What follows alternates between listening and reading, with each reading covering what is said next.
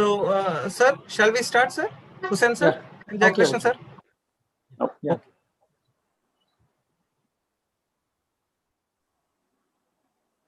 So, good evening. 1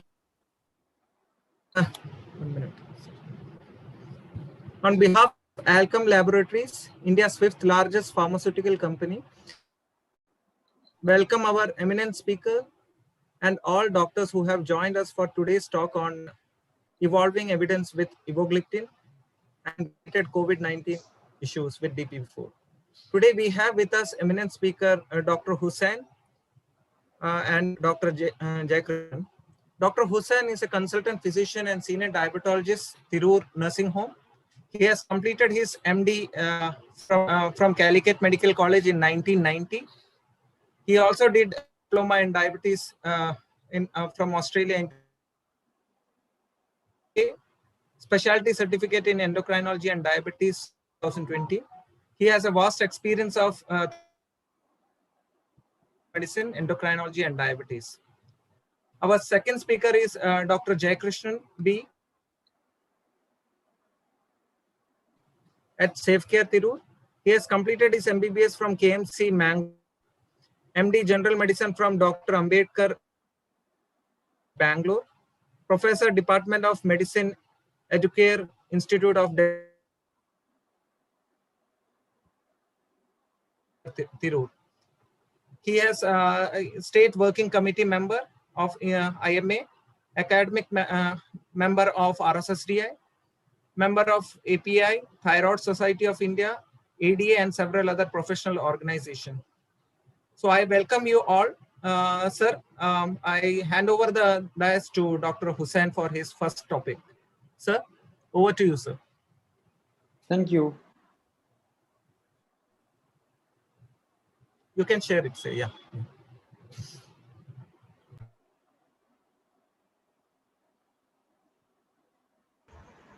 Sir, screen sharing. Screen sharing.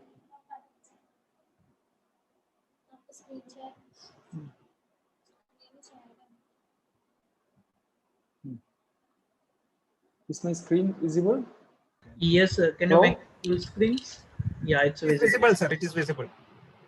Visible. Okay. Thank you.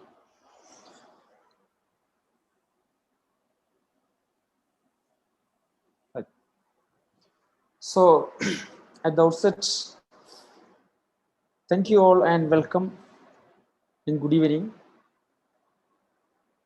Thank you for giving me this opportunity for discussion about Evogliptin and DPP4 inhibitors, especially in the current scenario of COVID-19. Now, my topic is evolving evidences with Evogliptin, one of the new gliptins.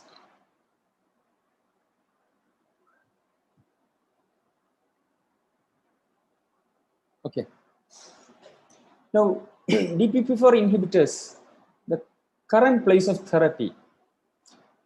DPP4 inhibitors are indicated for the treatment of type 2 diabetes, either as a monotherapy or in combination, or as adjunct to diet and exercise. We know DPP4 inhibitors have a favorable clinical efficacy. The hypoglycemia risk is very low or even nil, weight neutral, and the side effects are very, very minimal. And the use of DPP4 inhibitors are backed by extensive scientific evidence. Now we have the various DPP4Is like sitagliptin got FDA approval in 2006, the oldest of gliptins. Vildagliptin 2007 by European Medical Association got approval. Saxa 2009 FDA approved. Linagliptin 2011 FDA approved. Allogliptin 2013 FDA approval. And the Japan molecule teneligliptin approved in 2012 in Japan and used in India too. Then we have the Evogliptin, which is a Korean molecule and approved in 2014 in Korea and got DGCI approval in India in 2018.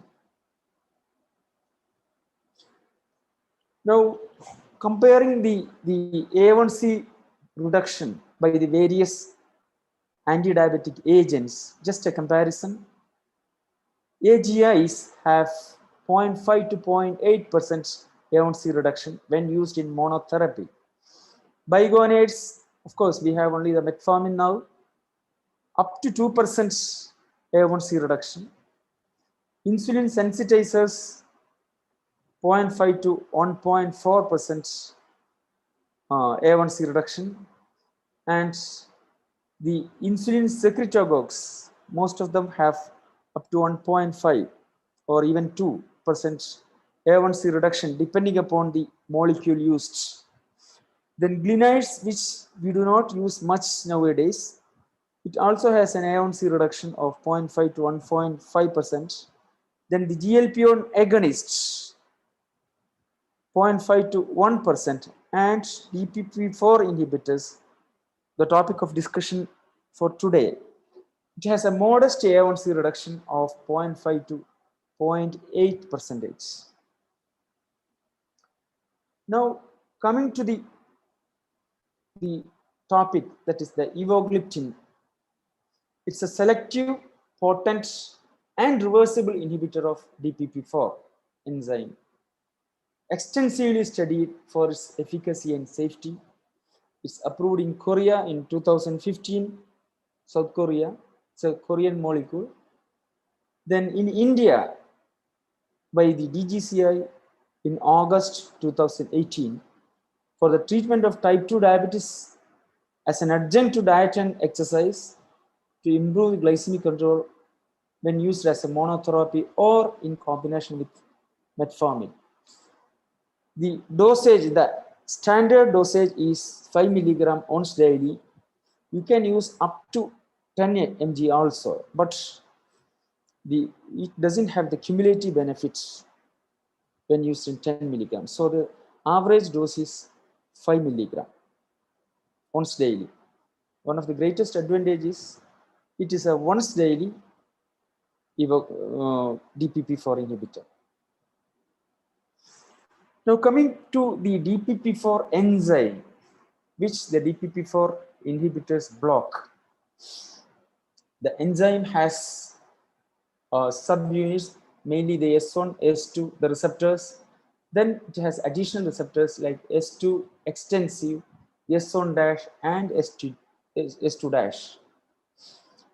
Now binding with S1 and S2 is considered as the fundamental binding and is required to produce the DPP-4 inhibition.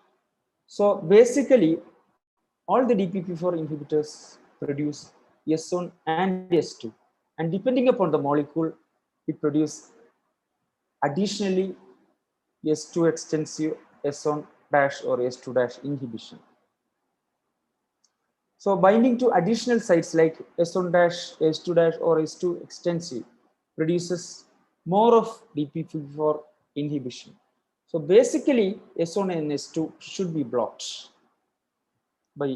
for the effective DPP-4 inhibition. Now we have the different class of DPP-4 inhibitors. The class 1 type, that is the vildagliptin and saxagliptin, which produces S1 and S2 receptor blockade. Whereas class 2 DPP-4 inhibitors like allogliptin and linagliptin produces, in addition to S1 S2 blockade, S dash and S2 dash receptors. So it produces S1, S2, S1 dash and S2 dash inhibition. Now other group like class 3, the sitateneligliptin and evogliptin, where see this includes our molecule evogliptin, which produces in addition to S1 and S2, the S2 extensive part is also inhibited. So depending upon the class of the DPP-4 inhibitors, in addition to S1 and S2, it produces further blockade of the other part of the enzyme. So evogliptin binds to S1, S2 and S2 extensive binding sites, and it's a non-covalent binding. Now, comparing the selectivity of DPP4 inhibitors, we know the DPP4 inhibitors, in addition to DPP4 inhibition, it may also produce inhibition of DPP8 and DPP9 enzymes, which is associated with abnormal responses such as skin reaction, immunological function disorders, delayed healing of scars, etc. So, for glucose control, we need DPP4 inhibition, but sometimes it may produce, to some extent, blockade of these enzymes also. So, evogliptin minimizes concerns about off-target inhibition caused adverse effects. So, the DPP8 and DPP9 inhibition by evogliptin is minimal, and hence these side effects like skin papules or eruptions, the immunological function disorders are minimal with evogliptin. It has a specificity of more than 6,000 with evogliptin, whereas SITA has more than 1,800, the selectivity of the DPP8 and more than 3,000 DPP9. So evogliptin produces more of a selective blockade of DPP4 inhibition. Now coming to the pharmacokinetics of evogliptin, the absolute bioavailability is almost 50%, and it reaches its plasma concentration peak at 3 to 5.5 hours. Plasma DPP4 inhibition rapidly surpassed 80% in less than an hour after administration. So more than 80% of DPP4 inhibition occurs soon after 1 hour, within 1 hour of administration. So the effect becomes manifest very early. Then the terminal elimination half-life, that is T half, is very long, 32.5 to 39.8 hours. That means since the T half is high or long, it can be given as a once daily molecule. That is another advantage of evogliptin compared to other gliptins like vildagliptin. And it reached a steady state concentration within 3 days and accumulated only a small amount with an accumulation index of 1.3 to 1.5 and unchanged by food. So food doesn't produce much interference with absorption. And according to in vitro studies, evogliptin is not an inducer of the hepatic cytochrome P40. So the metabolism by liver, though the major part is by liver, it is not much affected by the induction of the enzyme. And the renal clearance and fraction excreted unchanged in urine is 34% of liver evogliptin. So no much dosage adjustment is required because urinary excretion is the major pathway for the elimination of evogliptin. A dosage and administration adjustment is not needed in patients with mild to moderate hepatic impairment, though the major route of excretion is through liver. Metabolism is through liver. Now, evogliptin has a lot of favorable pharmacokinetics for its use. As mentioned earlier, its T half or the terminal half-life is 30 to 39 hours. So the dosing can be once daily, and the excretion is mainly hepatic and less by renal route. Whereas vildagliptin, the T half is up to 4.5 hours, so it has to be given as a twice daily dosage, and the route of excretion is mainly renal. SITA has 8 to 24 hours, so can be used as once daily, sometimes twice daily also, and the route of excretion is renal. Saxagliptin can be used as once daily, and the route of excretion is mainly renal. Allogliptin, once daily, renal excretion. Lina, it has a T half of up to 40 hours, so it can be used as once daily. The route of excretion is mainly biliary. And the teneligliptin, again 24 hours, so once daily can be used. It has both hepatic and renal excretion. So most of the uh,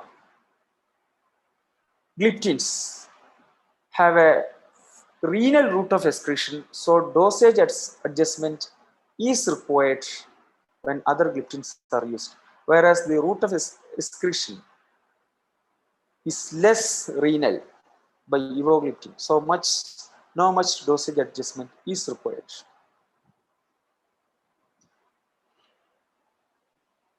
Evogliptin administration increased the postprandial GLP-1 levels by 1.5 to 2.4 fold and decreased the PPG levels by 20 to 35%.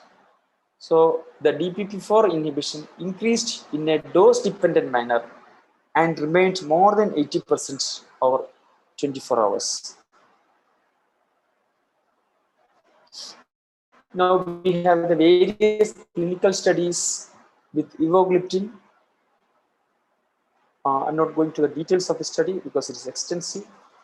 The international study, the conclusion is the evogliptin 5 mg monotherapy significantly decreased the A1C and was well tolerated in patients with type 2 diabetes not adequately controlled on diet and exercise. That is a placebo, and this is with evogliptin. The mean A1C significantly decreased from 7.2% at baseline to 6.97% in the evogliptin group, and the mean A1C level is increased modestly in the placebo group. The mean change in A1C was significantly greater in the evogliptin group than in the placebo group, showing that it is very effective in reducing the blood sugar and HbA1c. Again, the efficacy and safety of evogliptin in the treatment of type 2 diabetes in the Brazilian population. Another study which showed use of evogliptin 5 mg reduced the A1C level of up to 1.3 gram percentage when evogliptin was 5 mg was used. With 10 mg, it produced only 1.33 percentage reduction from the baseline. The baseline was 8.95 and 8.84% respectively. So with Evo 5 mg, it produced a significant reduction of A1C. Once daily treatment with Evo 5 was safe and well tolerated. The most frequently reported adverse effect was similar to those observed with other gliptin, like the skin changes, the skin papules, which is a very common with gliptin therapy. So Sita 100 produced 1.37 percentage. So evogliptin produced a good reduction in HbA1c. Now the Evergreen study, which is an authentic study in with evogliptin head-to-head comparison with linagliptin in drug-naive type 2 diabetic patients with inadequately controlled by lifestyle modification. And to confirm the influence of evogliptin on the glycemic variability by measuring CGMS. That is the changes in HbA1c from baseline to 12 weeks, which produced a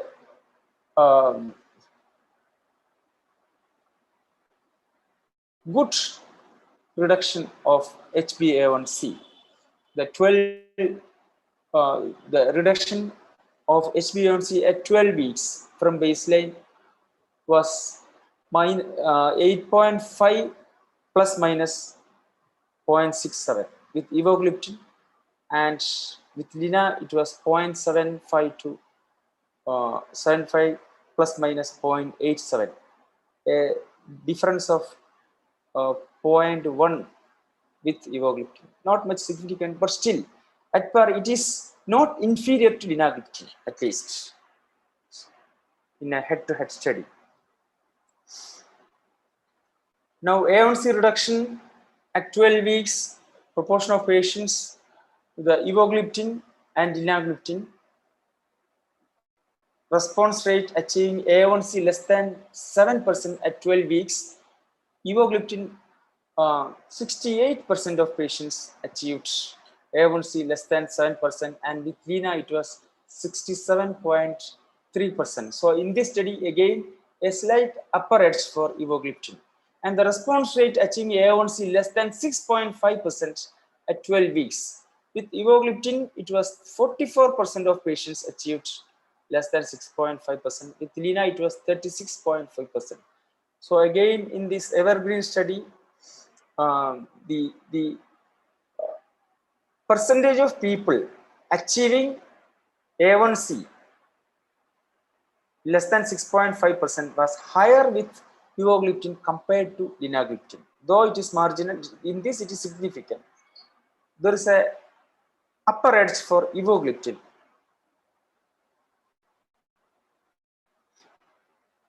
And again, evergreen study looked at the glycemic variability, which nowadays is very important, especially correlated with the cardiovascular complications and outcome. So the glycemic variability from baseline at 12 weeks to 12 weeks with evogliptin, it was 24.6 milligram per deciliter, whereas with Lina it was 16.7. So the changes was more favorable with evogliptin compared to Lina.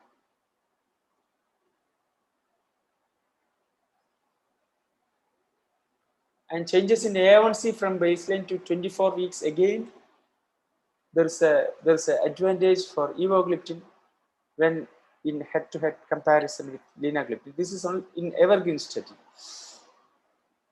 Shows a positive correlation or more effective reduction of A1C with evo compared to Lina. It was with evogliptin, it was minus 0.94 plus minus 0.75, whereas with Lina it was only 0.83 plus minus 0.75. So there's a slight better or favorable reduction with evogliptin compared to linagliptin. Then again, the response rate, the A1C reduction response rate achieving less than 7% A1C at 24 weeks, more with evogliptin. 80% of people achieved, whereas with Lina it was 70%. So in short, again, the typical case of glycemic profiles with evogliptin, this is at the baseline, and at 24 weeks, sorry, it was the variability was less and the control was good. Now, proportion of time in range of glucose of evogliptin. This is at baseline, the hyperglycemia 59% and appropriate 70 to 140 range, it was only 40% on recruitment, that is at baseline, and at 24 weeks it was just the reverse. 59% of people had time in range of 70 to 140 milligram, whereas only 40% had hyperglycemia. So again, a positive correlation with time in range also with evogliptin at 24 weeks. So in conclusion, when evogliptin was orally administered for 12 weeks to type 2 diabetic patients, its effect on the change in A1C was proved to be non-inferior to linagliptin, almost comparable. And at 24 weeks, evogliptin is considered as a safe and effective anti-diabetic treatment for type 2 diabetics who have insufficient glucose control through exercise and diet therapy without any significant adverse events. Evogliptin administration also resulted in an improved glycemic variability, which is expected to be helpful decrease the adverse cardiovascular events in the long term. Nowadays, glycemic variability is very, very important, as we know. Now, study of evogliptin in renal dysfunction. Dosage adjustment of evogliptin is not required in patients with renal dysfunction, as we discussed earlier, because the main route of excretion is hepatic. The drug was found safe in all grades of kidney dysfunction. No clinical experience of evogliptin in patients with end-stage renal impairment requiring dialysis. Administration of evogliptin is not recommended in such patients. So we know in advanced kidney disease with EGFR less than 30, we don't use any of the oral drugs except a few, but for insulin. So in mild to moderate renal dysfunction, evogliptin can be used safely. Now, what about evogliptin in patients with hepatic impairment? Dosage and administration adjustment is not needed in patients with mild to moderate hepatic impairment. The route of metabolism and excretion is mainly hepatic, less through renal. So in severe hepatic impairment, as usual, we do not use any of the OHs. So mild to moderate, no much dosage administration is required and can be safely used. Now, cardiovascular risk in patients with evogliptin for type 2 diabetes mellitus. This study, again, shows compared to glimepiride users, DPP4 inhibitor users, including evogliptin, were associated with a decreased risk of CVD or cardiovascular disease, and while SGLT2 inhibitor users had a null association. So again, here also there is a upper edge for DP4 inhibitors, especially this study used evogliptin. So evogliptin is safe in cardiovascular disease as well.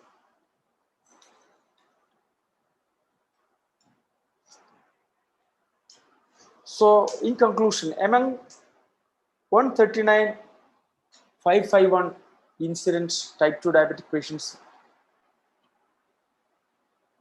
on metformin therapy, 71% patients added or switched to DPP4 inhibitors, where 2,946, that is 2.9%, were users of evogliptin.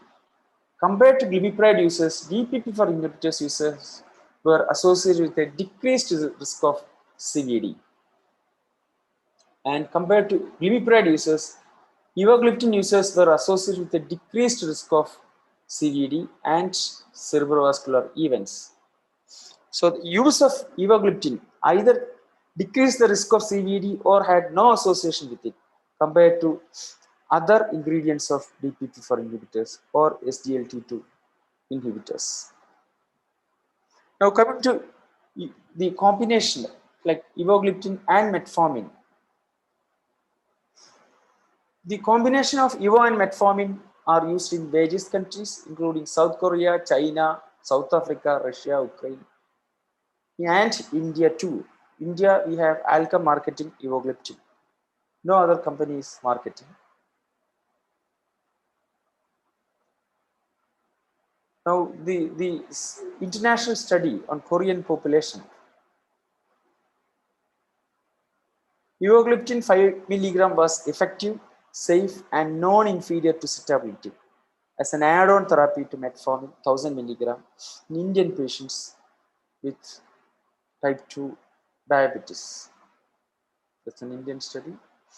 And we have the multinational global study evogliptin phase 3. When evogliptin is added to metformin 1000 mg, evogliptin demonstrated non-inferiority compared to sita in terms of A1C reduction at 24 weeks. So in summary, truly once a day use due to its longest half-life of 30 to 39 hours, it has established renal, hepatic safety and cardiovascular safety without need of any dosage titration. As per evergreen study, that is 24-week study on head-to-head comparison with linagliptin, Evogliptin showed highest reduction in glycemic variability as compared to Lina, and A1C reduction was proven to be non-inferior when compared to linagliptin. With 3 head-to-head studies against sitagliptin, Evogliptin is also proven to be non-inferior to sitagliptin. One of which is an Indian study, that is the Evolution India study. Evogliptin metformin combination, when used as FDC, provides better compliance with convenient administration, a strong once daily dosage rationale compared to immediate release. Then emerging evidence shows DPP-4E inhibitors can be perhaps useful in lowering the risk of severe COVID-19 as observed in at least one relatively large retrospective study. And about COVID-19 and DPP-4 inhibitors, my friend Professor Jayakrishnan is going to give us an elaborate lecture on this topic. Thank you so much for your patient hearing. Thank you. Hello. So thank you, sir. Thank you for your extensive presentation on the topic. So I'll hand it over to Dr. Jayakrishnan for his topic. Over to you, sir.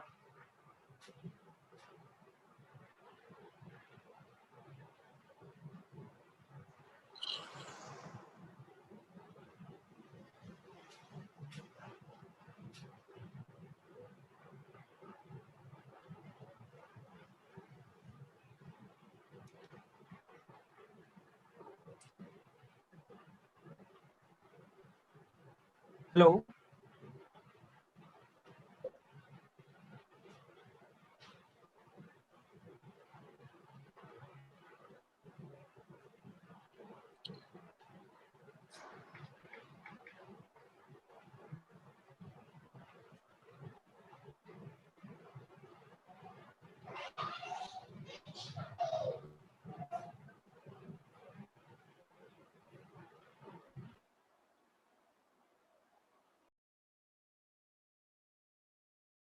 Some network and technical issues. Sorry for the disturbance.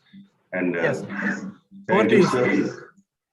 Thank you, Hussain sir, for giving an excellent talk on Evogliptin, the much sought gliptin which is less utilized in our country. And my screen is visible, sir?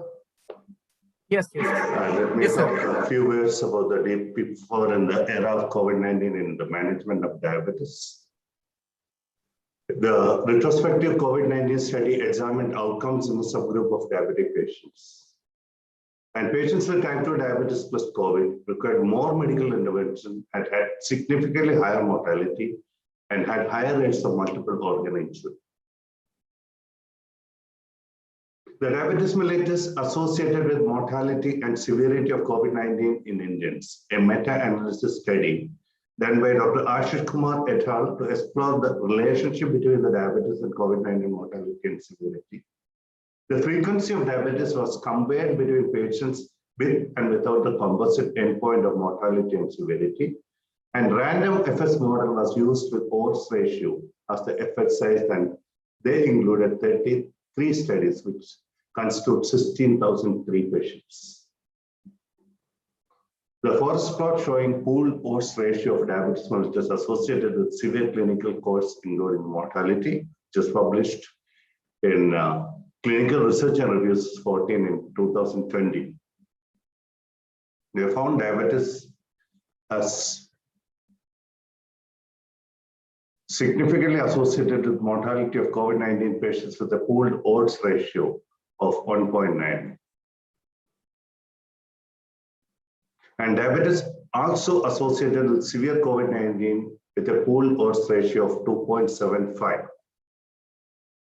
And the diabetes mellitus associated with mortality and severity of COVID-19 incidence, a meta-analysis. The pooled prevalence of diabetes in patients with COVID-19 was 9.8 after adjusting for heterogeneity. And diabetes in patients with COVID-19 is associated with a twofold increase in mortality as well as severity of COVID-19 as compared to non-diabetes. The benefits of glucose control. We are seeing the post-COVID scenario also. A lot of people are coming with hyperglycemia. So the benefits of glucose control, all of us know, to improve the longer-term outcomes and reduce mortality. For that, we have to maintain good glucose control, better outcomes during hospitalization, and vigilance with glucose control after discharge. And most of the time, because they are coming from the crowded place, but I meant crowded place means a lot of cases are handled for the past 1 year by the COVID specialists, for the COVID healthcare specialists. So after discharge, the vigilance with glucose control is diminished, especially in Kerala, because the relatives are giving so much fruits that this and all, and a lot of other things which is controversy, the Irish medications too, and it is creating a lot of problems with the control after discharge.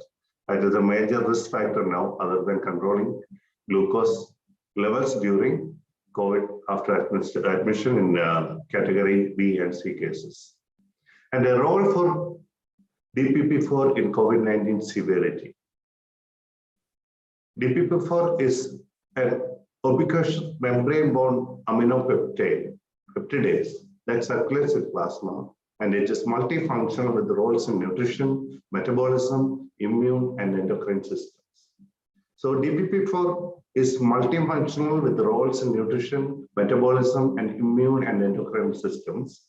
And DPP-4 activity differentially regulates glucose hemostasis and inflammation via enzymatic activity and non-enzymatic immunomodulatory effects. The DPP-4 expression on epithelia and endothelium. All of us are very well versed with this slide.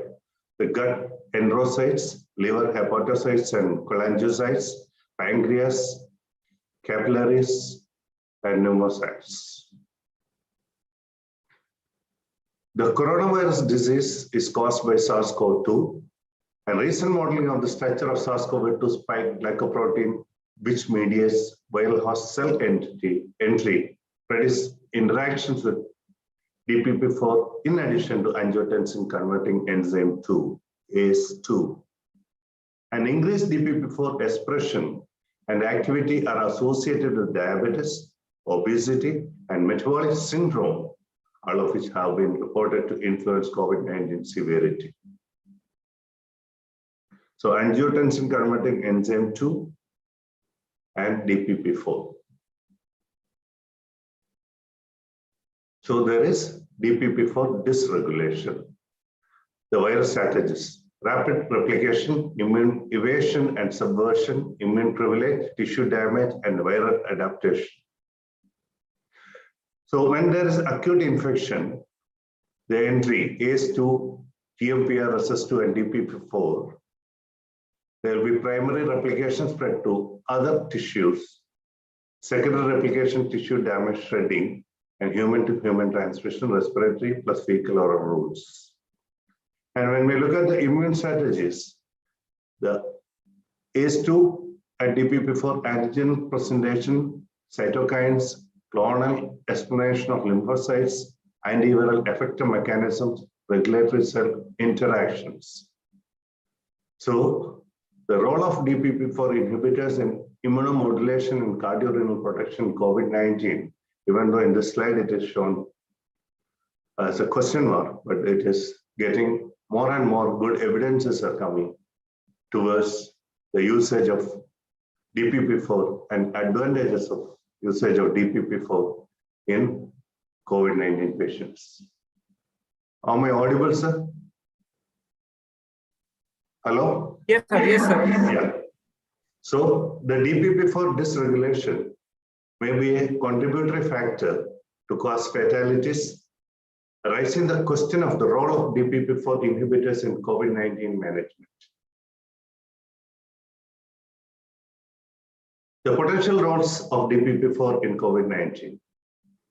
We have direct roles and indirect roles. Binding of MERS-CoV-S1 spike protein to DPP-4. Potential binding of SARS-CoV-2 S1 spike protein to DPP-4. These are the direct roles. And when we look at the indirect roles, exacerbating type 2 diabetes, the cleaves, GLP-1 is getting cut, then upregulation in immune cells and modulation of inflammatory response, the CHCL10 to CHCR3. This prevents activation as well as NPY, stimulates activation of Y1. And DPP-4 contributes to pathogenesis in type 2 diabetes mellitus via cleavage of GPL1, which we have already seen. DPP-4 has roles in inflammation and immunity. And ADA binds to DPP-4 on the same site that the Middle East respiratory syndrome S1 protein binds to DPP. And DPP-4 is on macrophages and classical dendritic cells, CDC, and is upregulated on activated lymphocytes. The DPP-4 cleaves CHCL10, which prevents it binding to CHCR3 on T cells, and CDC.DPP-4 cleaves NPY, which is able to stimulate NK and beta cells. And this S1 spike protein of severe acute respiratory syndrome coronavirus 2 is predicted to bind to DPP-4, which may facilitate infection of epithelium. Hence, extensive emerging data is pointing to an important direct metabolic and endocrine mechanistic link to the viral disease process, leading to the suggestion that more attention should be paid to the treatment of comorbidities in COVID-19, as these patients often die. And we are facing a big task of treating post-COVID-19 patients with hyperglycemia. And we have excellent products like so many DPP-4, especially Dr. Hussain sir has given us excellent insight of the less used Evogliptin. So dipeptidyl peptidase 4 inhibitors in type 2 diabetes and COVID-19. DPP-4 inhibitors are commonly prescribed anti-diabetic agents in the control of type 2 diabetes. The modest ability to reduce blood glucose without ensuing any hypoglycemia and weight gain. And experts have advised continuing DPP-4 in patients with type 2 diabetes with severe acute respiratory syndrome coronavirus 2 and coronavirus disease, that is COVID-19. And Rao et al. In a pharmacophore modeling and a molecular docking study showed that peptidomimetic classes of DPP-4 inhibitor exhibits an excellent binding to SARS-CoV-2 viral protease. And these 3 DPP-4 inhibitor in order of ranking include gemagliptin, linagliptin, and evogliptin. So evogliptin is the best DPP-4 inhibitor for patients who suffered SARS-CoV-2 viral infection. So DPP-4 inhibitors as a proposed agent in type 2 diabetes and COVID-19. Why? DPP-4, there is anti-inflammatory, immunomodular, and anti-fibrotic effects. So this may appear to help in curbing inflammatory storm in patients with COVID-19. Studies with DPP-4 inhibitor in type 2 diabetes with COVID-19 patients. A critical appraisal of literature by Singh et al. A literature search using the specific keyword was carried out in the database of PubMed, MedRSA4, and Google Scholar up till December 14, 2020, applying Blumlein method. And results from this observed studies suggest that amongst all the non-insulin ADA, metformin users prior to the hospitalization has improved outcomes compared to the non-users. And data for DPP4 inhibitors are encouraging. And one more thing we have to notice that metformin and DPP4 inhibitors should be continued in patients with type 2 diabetes until hospitalization or unless contraindicated. And the best part here is, other than people with end-stage renal disease, we can safely use evogliptin because its major metabolism is at the liver. And an updated systematic review and meta-analysis. The objectives, the present systematic review and meta-analysis was undertaken to provide a precise summary and collect the effect of DPP4 inhibitor use on mortality in COVID-19 patients with diabetes mellitus. And the research was excellent. The high-quality polling data returned from 7,008 COVID-19 patients and subtotal of 95%, 291, 581, 35%, and 0.37.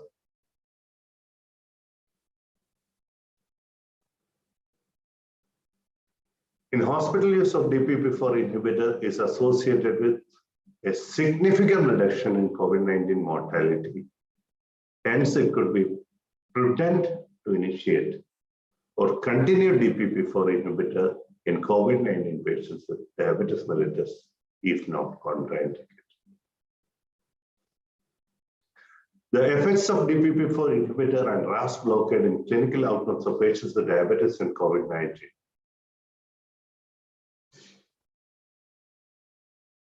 The totally data of 67,815 subjects were accessible in the HERA data set, and of this 5,080 were confirmed COVID-19. Among those 832 subjects with diabetes were selected for analysis in the study, and among the subjects 263, that is 31.6%, and 39.3% were DPP4 inhibitor and RAS blocker users respectively, and the adjusted odds ratio for severe treatment among DPP4 users was 0.362, and that for RAS blocker users was 0.599. And exposure to DPP4 inhibitors and COVID-19 among people with type 2 diabetes, a case control study objected to explore whether DPP4 inhibitor might be protective against COVID-19. Of 403 hospitalized patients, 85 had type 2 diabetes. And proportion of DPP4 inhibitor users among COVID-19 patients with diabetes and control groups. The combination of clinical conditions in the various groups are illustrated by the table. And in summary, others found no evidence that DPP4 is might after hospitalization, and no significant association between DPP4 inhibitors and adverse outcomes of COVID-19. To eliminate the association between DPP4 usage and the adverse outcomes of COVID-19, the linear logistic model and mixed effect cost model were applied to analyze the association.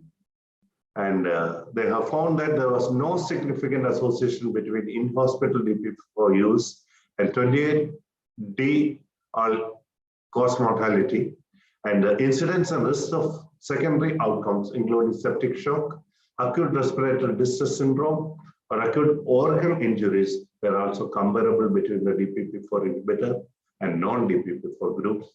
And the performance of DPP4 agents in achieving glucose control, the median level of fasting blood glucose and random blood glucose, and inflammatory regulation was approximately equivalent in the DPP4 inhibitor and non-DPP4 inhibitor groups. And no significant associated DPP4 inhibitors and adverse outcomes of COVID-19. This is an excellent slide, and it is good. And findings demonstrated that DPP4 use is not significantly associated with poor outcomes of COVID-19 or other adverse effects of anti-diabetic treatment, and the data support the continuation of DPP-4 agents for diabetes management in the settings of COVID-19. So we should not stop DPP-4 inhibitors once they are on DPP-4 inhibitors and metformin too. And even though they are on other drugs, we can add DPP-4 inhibitors for better control post-COVID. And diabetes is one of the most important comorbidities linked to the remarkably increased severity and mortality of coronavirus infection.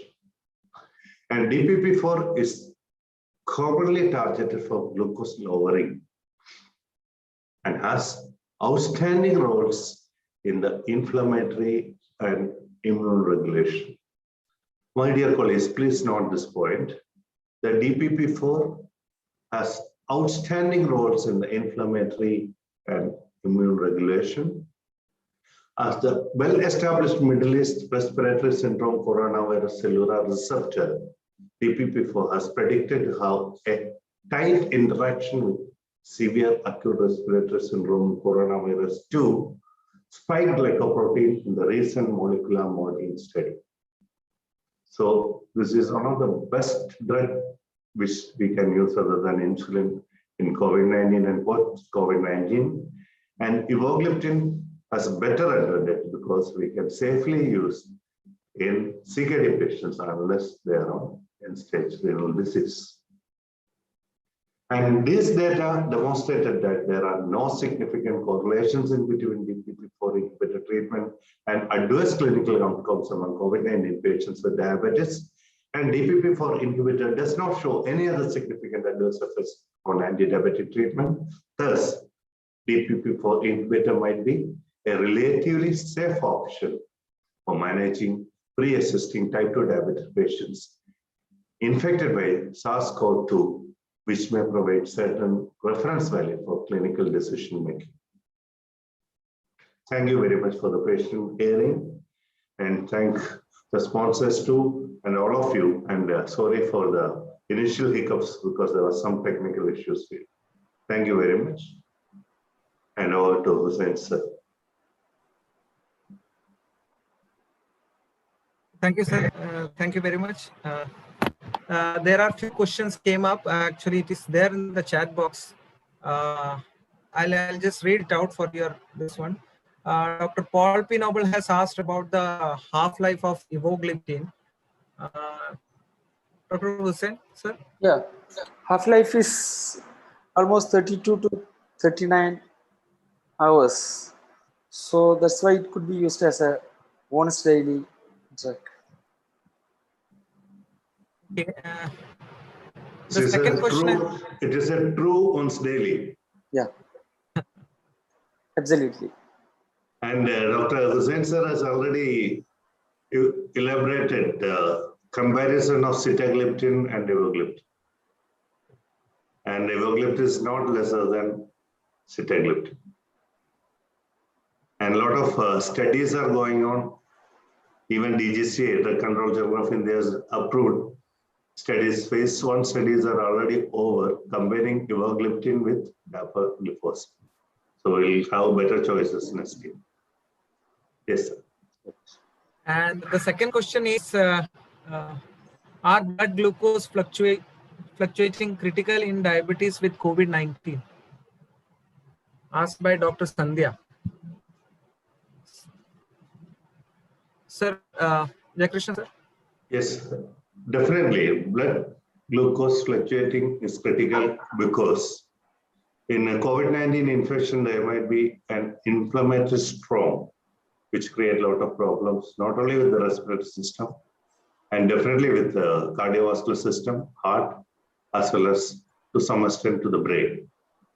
So controlling blood sugar, not only during COVID infection, but post-COVID also, which is very important. And we are seeing a lot of patients with elevated CRP and D-dimer, even after 1 or 2 months of COVID negative antigen or PCR negative patients. So we have to be a bit more careful, all of us, especially those who are dealing with patients who had said to be recovered from COVID-19. Yes, sir. Sir, your point of view, sir. Yeah, that's true. As Dr. Jayakrishnan said, diabetes control is very, very important in the management of COVID-19 patients. And we often see high blood sugars in COVID-19 patients, necessitating sometimes insulin infusion.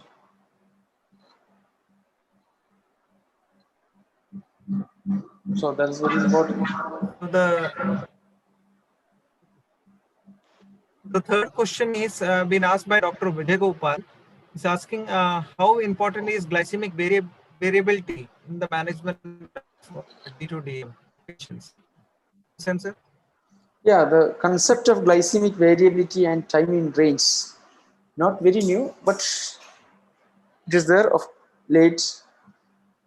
It is very important because especially the adverse cardiovascular complications are related not only to the absolute A1C values, but to the fluctuations of blood sugar, that is a glycemic variability.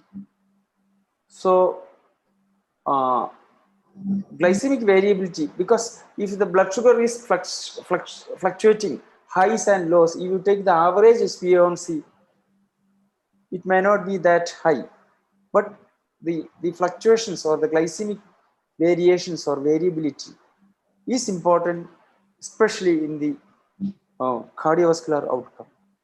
So we have to keep the variations or the variability minimum. That is the way where the concept of time in range came, which is more important than the HbA1c nowadays, for which you need the CGMS tests.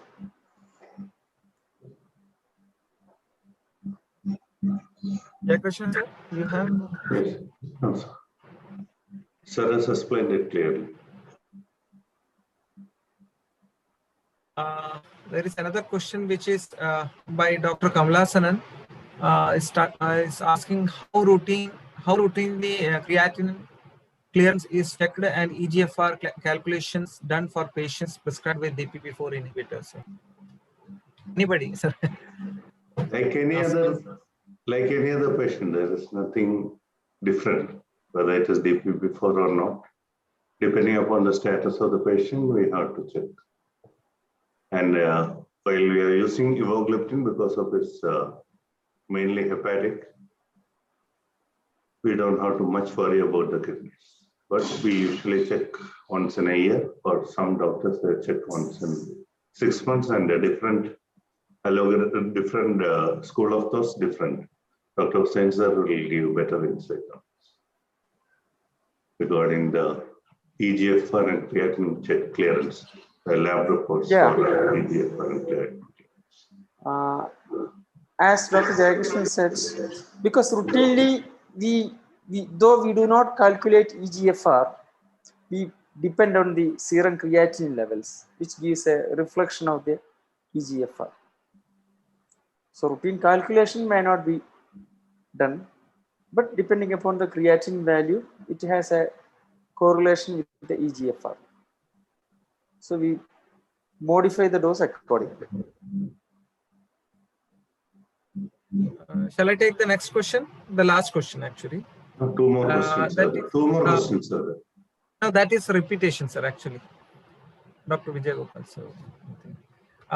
The question is from Dr. Sajesh. He's asking what precautions are needed for CKD patients while prescribing anti-diabetics. Sir? Yeah, precautions means we have to be careful the drugs which may have a negative effect on the renal function, like when the creatinine is high, especially when it is more than 2 or 2.5, you may not be using metformin, or when the EGFR is like more than 30 to 45, you won't be using or reduce the dose of metformin. below 30 you will not be using metformin, but at 45 you have to reduce the metformin. Similarly with the other drugs, like as we discussed, evogliptin or linagliptin may not need much adjustment, and anti-diabetic drugs like other OHs, of course, depending upon the creatinine level, you may have to reduce the dose. That all depends upon the what drug you are going to use. Even insulin, you may sometimes have to reduce the dose because the half-life will be low, the renal clearance or the excretion will low, so the chance for hypoglycemia will be there. So depending upon the renal status, you may have to modify the dose. That's it. Question, sir? Yes, complete. I think the sixth question is the same, sir. Actually, it has been repeated. So if there is no other question, sir, you have anything to say, sir, actually, before closing it, sir? So if you permit, I have a small invitation. There is a virtual conference, virtual global conference is going to happen from 9-10, happening at, actually it is hosted by Dr. Jyotidev from Toronto. It's a virtual conference. It's the 9th global conference on diabetes, which is mainly aiming to improve our practical knowledge of diabetes with the present scenario. People from all continents, so doctors from all continents as well as India, all the major luminaries are there. It's from 9th, 10th, and 11th. People can register via jpef.in. That is the website, jpef.in. Thank you.